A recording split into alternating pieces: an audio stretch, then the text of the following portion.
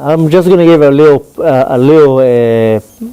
point on it because it's not so important. But when a person dies, the way it works is once they cover the kever completely, they cover the grave with all the sand. The last drop falls on the sand. All the people turn around. They go out of the cemetery. The second the last person left the cemetery, 4 angels go into the kever. They grab, kever is the grave. One angel grabs one hand, one angel grabs the other hand, one angel grabs one leg, and one angel grabs the other leg, and they throw the neshama out of the body. No. No. First of all, you have to understand there's different levels of the neshama. There's nefesh, ruach, neshama. It's a whole process. But they come and they throw the neshama out of the body. Completely. The thing is that it's more talking about the nefesh, because the neshama, like you said, neshama goes out right away from the body. But what stays in the body is the ruach and the nefesh. These malachim come and they throw the nefesh out. Now the thing is, it really depends. The tzaddik doesn't have all that. The tzaddik, the shechina comes and takes the neshama out. Yeah, that's a tzaddik. Shechina is Hashem, is the godly revelation. It mamash comes and takes him out of the body. Yeah, tzaddik is not tzaddik is something completely different. A person who wasn't tzaddik in this life but lived his life, according to Torah and mitzvot and all that, doesn't go through all this process. Like Mara actually explains it, that the same way that we slaughter an animal with a sharp knife, then there's a malach, there's an angel that comes and kivyachol does like slaughtering and pulls out the neshama very, very soft out.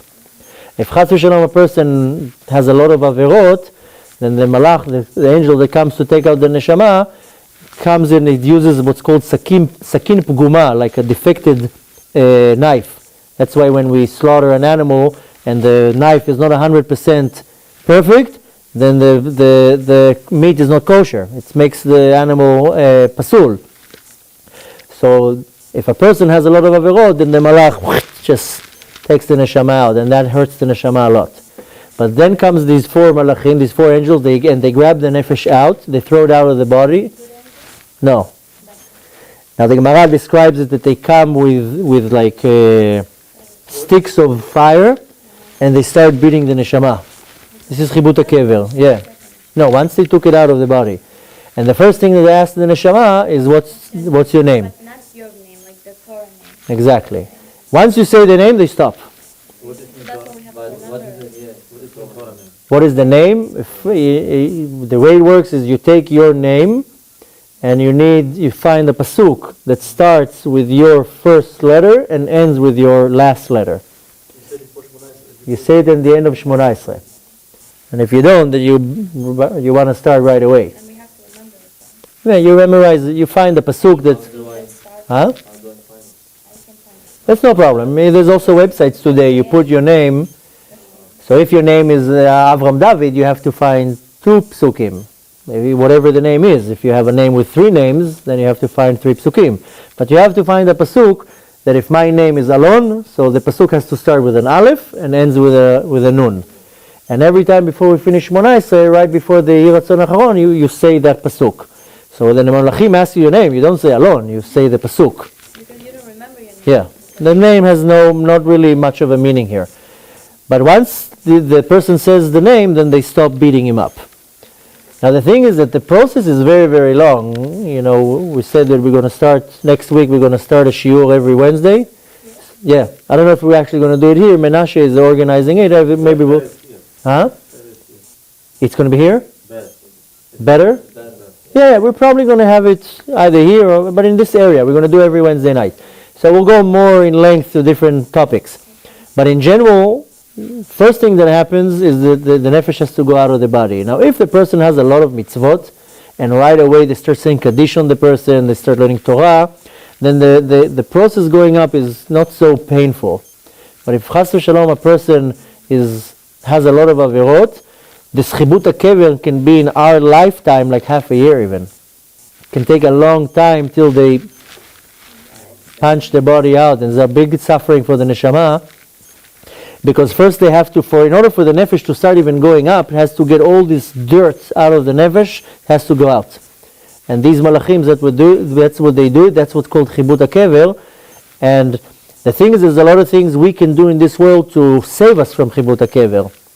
So we know of many, many different things. One of the main things that helps us from chibut hakever is memorizing Torah off by heart. Memorizing Mishnayot, memorizing psukim from the Torah, memorizing Tehillim, and saying them off by heart. So when you do that, because what happens is, when the neshama goes out of the body, it only knows Torah. So since it's in such a low level, it's still connected to the world, so it can use its memory to start saying psukim. And then once you say psukim of the Torah, no mazik can touch you.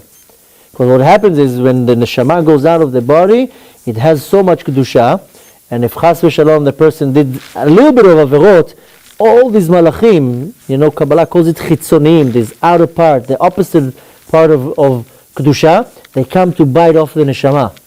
And you can't even imagine the suffering, how it is just to see it. So when the neshama starts saying psukim, then nothing can touch it. Then it's kind of being saved. That's why right away we say Kaddish, because the Kaddish surrounds the neshama with this protection. Then the neshama doesn't get affected by all these mazikim and chitzonim. So there's many things that we can do in our life to minimize the process of chibut hakever. Because chibut hakever, mainly what happens, every avera that we do puts a stain on the nefesh. Now sometimes we do things that we're allowed to do, but we have to sanctify ourselves with them. Kadesh et atzmecha b'mutar lecha. So we're allowed to eat, but for example, it's only a mitzvah to eat on Shabbat. During the week, you're not allowed to eat steaks every day. You have to eat in order to serve Hashem. So on Shabbat, eat whatever you want. It's a mitzvah to eat. During the week, you can't. Now, if you all day long eating cakes and ice creams and cookies and you're indulging on it, it's not a sin, but you're not sanctifying yourself. So when a person even does a lot of things that he's allowed to, he still puts this little gashmius dust around the neshama.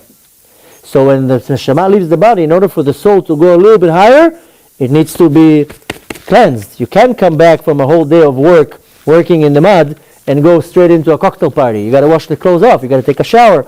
So in order for the neshama to even start going up, it needs to be brushed off. And this is part of this chibut hakever. So if there's a lot of dirt on the nefesh, this process hurts a lot, because it's like, my grandmother in the olden days, they used to put the rug on the window, and they used to bang the rug, that all the dust, they didn't have a vacuum cleaner, so all the dust will come out. So that's what they do to the nefesh in order for it to grow up. So if the person has a lot of mitzvot, it's much, much less. What if the person is both? Then it mainly depends how much dirt the nefesh has, and depends what your children and your grandchildren and everybody around you do. That's why you see that first of all the sons, they say Kaddish. Kaddish is very, very powerful.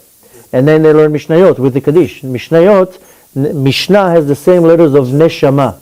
That's why it says you have to learn a lot of Mishnayot. Our mind can't really understand why.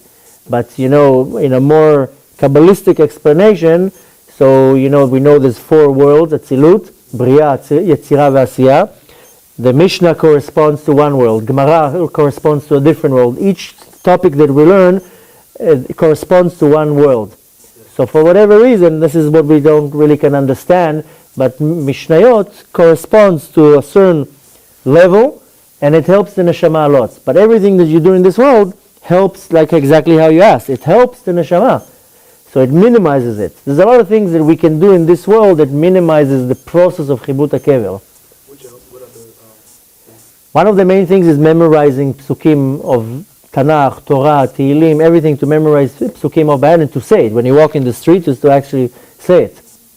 Another thing that is known to be a very strong sgula for limana michibut hakever is what's called Perek Shira. I don't know if you know it. Yeah, not only animals, all the creation. It's this one. If you don't say it, I strongly suggest you should say it.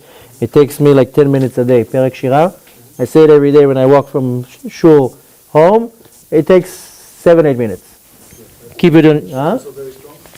Perek Shira is, if you read all the Braitot before and after, Bechlal, the Arizal, Perek Shira is one of the only things in our teachings that nobody knows where it came from.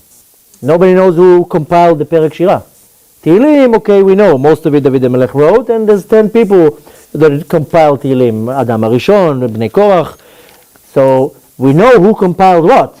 Perek Shira, nobody knows who compiled it. Yeah. Nobody knows. But even the Arizal says, I'll even read to you. It's because this is so powerful. I'll tell you what the Arizal says. I think I have it in a different one. If I don't have it here, okay, I have another one that it says. The Arizal basically says that everything in the creation constantly praise Hashem. All the creation praises Hashem all day, every day. The animals, they sing, the trees, everything. That's why you said the animals. It's not only the animals. Everything in creation constantly praises Hashem. And every little thing in creation has a minister in Shamayim, has a sar, that tells him what to do. So the dogs have a sar, there's a minister in Shamayim that is in charge of all the dogs. The lions, there's a minister that's in charge of all the lions. For the trees, there's a minister for apple trees, a minister for pomegranate trees. And each creation has a different singing, which corresponds to psukim in the Torah. That's why we say the Perek Shira. Now they cannot start saying their praises until we say that. Because we are way above all the ministers. So the creation, all the creation cannot praise Hashem till humans do it. So if nobody in the world would say Perek Shira, the whole entire creation cannot praise Hashem. So we are like the channel that ignites it. So when I say Perek Shira every day, I allow all the ministers of all the creations to give permissions to all the animals, all the trees, all the creation to praise Hashem. So Perek Shira is known, Arizal, says that it's one of the most greatest things one can do. And a lot of people say, it's boring, it takes time. No, it takes me 7-8 minutes. You read Hebrew, you do it a couple of months straight, you're going to already know it off by heart. Does the mikveh help with this? Chibut HaKever? Yes and no. Mikveh helps for everything. Yeah. The reason why mikveh helps for Chibut HaKever, because mikveh, when a man goes into a mikveh, the action, what happens when a man goes into the mikveh is very, very simple. A person does a sin, or even a very minor sin, he brings on himself what's called ruach tumah, a spirit of impurity. Now when a person goes into the mikveh, this ruach cannot go in the water. So he goes in the water and the spirit gets removed out of him. Wow. So I would assume it does help. In this So in essence it helps because you remove constantly this ruach tumah from you. But why no? Yes and no. Why? Because it's less nogea to the nefesh. The mikveh more works on the body. Of course it affects the nefesh, affects the neshama, but the main reason, not the main, but one of the reasons is when a man goes into the mikveh, same with a woman, goes into the mikveh, this ruach tumah leaves the body. He goes out of the water. Kabbalah explains, we have to close? No, Huh? It needs forever? Huh? It needs forever? Or Yeah. it comes back out? Yeah. Until he does again another sin. This is not the malach, or this is a ruach tumah. This is this impurity. Right. Now this can happen in all the levels of machshava, dibur, maaseh. So a person all day long, what you're going on in your mind, in your body, you do averot, etc., etc. Especially you go to sleep at night. When you go to sleep at night, there's a lot of ruach tumah on your body. That's why first thing you do in the morning, you go into the mikveh. First thing what happens when the body goes into the water, the ruach can't go into the water. So that's it. Now the Kabbalah explains it in a very nice way. It's the same way that a fetus is in the body in water. The second it goes out of the stomach, it goes out of the water. It gets born. So when a person goes into the water and goes out of the water, he gets like reborn. A new beginning. Women and men. Men go every day. Well, suppose they say, have to go every day. They don't have to. It's not a mitzvah. It's a great hidur. That's why according to Kabbalah and according to Chassidut, it's beyond amazing. You can't even imagine what a mikveh does to you every morning to go to the mikveh. And the thing is that when a man goes into a mikveh, so many things happen. It triggers so many things. First of all, it removes this ruach tumah. Second of all, this has the whole effect, the whole action of mikveh is you go into the water, you immerse yourself into the water. It has the pu'ula, the action of bitul, of like subduing yourself, nullifying yourself. I'm nothing. You like. So you bring on yourself this koach of, because a person to serve Hashem has to be annulled, has bitul to Kadosh Baruch Hu. So not only it takes out the tum'ah, it also brings kedusha. Yeah, it brings such kedusha on you. If a man would know what kedusha mikveh brings on him, I said it last time I was here, you would sleep in the mikveh. Yeah. This kedusha it brings on you, the Baal Shem Tov says we cannot understand what a kedusha it brings. And it has to be a mikveh, it has to have a certain amount of water, there has to be rainwater that was collected and poured into the mikveh. There's a whole thing in it. This is one of the mitzvot that we don't understand. That we don't know. It's, there's 3 types of mitzvot. This falls under the mitzvot called chukim. We don't understand. The whole concept of tuma and tahara, we don't understand. Wow. And what's the other two? There's many more, not only 2. No, we said 3. You just said 3. No, there's 3 categories. Chukim, mishpatim, and edut. Oh, okay. But there's a lot of mitzvot that fall under the category of chukim. Red heifer, tuma and tahara, mikveh. There's so many things that we don't really know. Nobody knows why we do it. But we do it because that's what Hashem commanded us to do. But mikveh is one of it. And mikveh, the level of tahara, of kedusha that it brings on you, it's unbelievable. When I sometimes travel, because I get invited to many places to speak, sometimes I travel to a place that don't have a mikveh there. I have to wake up in the morning and pray right away. If there's a day that I don't go to the mikveh, my whole day is messed up. Is there a special tefillah that a person can do? It's not the same. Not even. You can learn. The Lubavitcher Rebbe said that if you can't go to the mikveh, if you learn the mishnayos of mikveh and you learn halachot of the mikveh, you kind of get the same effect. And just try to take a shower for 9 minutes. Yeah, but it's not the same. Does a man have to go to the mikveh once he gets married? A man can go. I take my kids. My 2-year-old goes with me to the mikveh. They don't go every day. I have 3 boys, Baruch Hashem. They go with me every Erev Shabbat since they're 2 years old. They go with me every Erev Shabbat, the whole thing. I don't expect my 4-year-old to go to the mikveh every day, but when I go to the mikveh early, I see boys, 8-year-old, 9-year-old. It's amazing. So a man has nothing to do married or not married. A woman, only once she gets married, she goes to the mikveh. This is one of the greatest mitzvot a woman can do.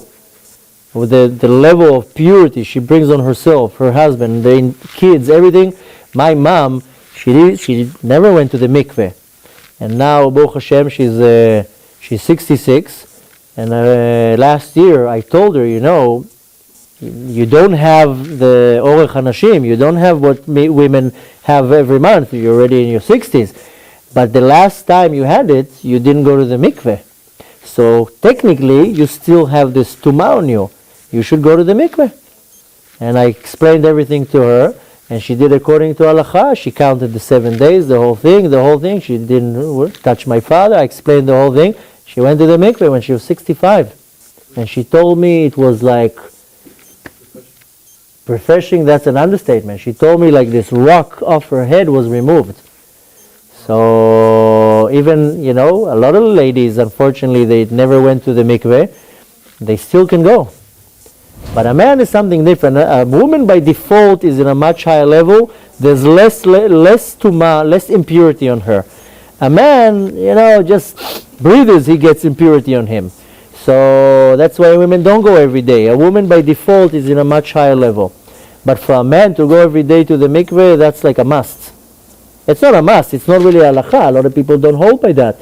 But a person who wants to get closer to Hashem and serve Hashem much better, then a lot of people that I tell them go to the mikveh, you'll see your whole day is different. And I know men that tell me, when I go to the mikveh that day, my prayer is, I think clear. When I study, I understand what I'm studying. Mikveh is very, very special.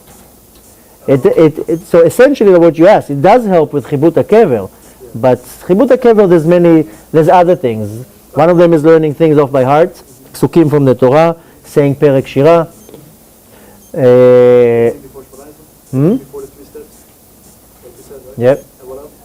There's many other things, mainly these things. One of the greatest things is chanting psukim off by heart when you walk in the street, when you're on the subway or whatever. Even though people will think maybe you're crazy because you're walking like, but you shouldn't care. When I walk from one place to the other, you know, I try to say things off by heart. And the thing is that this is, according to Chassidut, when a person walks in the street and says psukim off by heart, he purifies the airs around him. So when you walk in the street and you say Mishnayot off by heart, you actually purify the air around you. But the reason is when the neshama leaves the body, in the beginning it's very connected to this world. So if it chants, says the psukim, that's its power that protects it.